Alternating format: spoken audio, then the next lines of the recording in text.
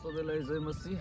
तपाईहरुको बीचमा एउटा बाइबलको कथा लिएर म तपाईहरुको अगाडिमा आएको छु। अनि त्यो के भन्दै गर्दा हामी अहिले कोलपुरमा छौं। सायद यो राजपुर सोनारी भन्ने ठाउँ हो।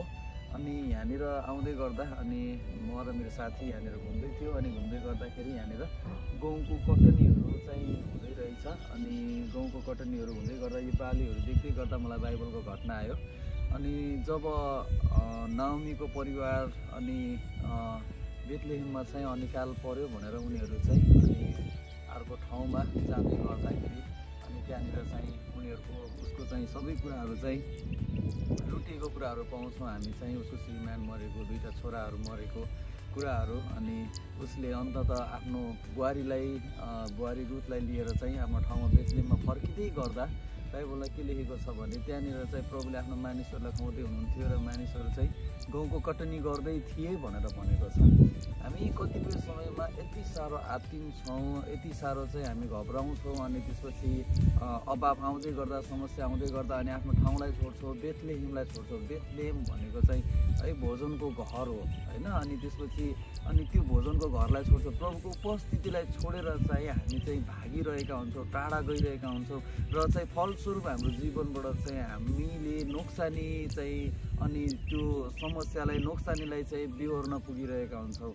अनि प्रिय हो, म तपाईहरुलाई यहाँनिर यो भिडियोहरू देख्दै गर्दा, यो ठाउँहरू देख्दै गर्दा अनि म तपाईहरुलाई के उत्साह दिन चाहन्छु भने रुथको जीवनमा रुथ र नाओमीहरू फर्केर आउँदै गर्दा उनीहरूको त्यो जीवनमा चाहिँ उनीहरूले चाहिँ के देख्छन् भने त्यहाँ परमेश्वरले आफ्नो ठाउँमा बेथलेहेममा आफ्नो ठाउँमा आफ्नो उपस्थिति भएको ठाउँमा मानिसहरूलाई चाहिँ उहाँले खुवाउँदै हुनुहुन्थ्यो। कटनी गर्दै थिए, मानिसहरूले लगाएका थिए, त्यहाँनिर उब्जनी भएको थियो। उनीहरू अनिकाल छ भनेर भागे, तर चाहिँ त्यहीँनिर मानिसहरूले त्यहाँनिर बाली लगाएर त्यहाँनिर चाहिँ कटनी गरेको परमेश्वरले चाहिँ त्यहाँनिर चाहिँ बालीमा आशिष दिएको कुराहरू पाउँछौँ।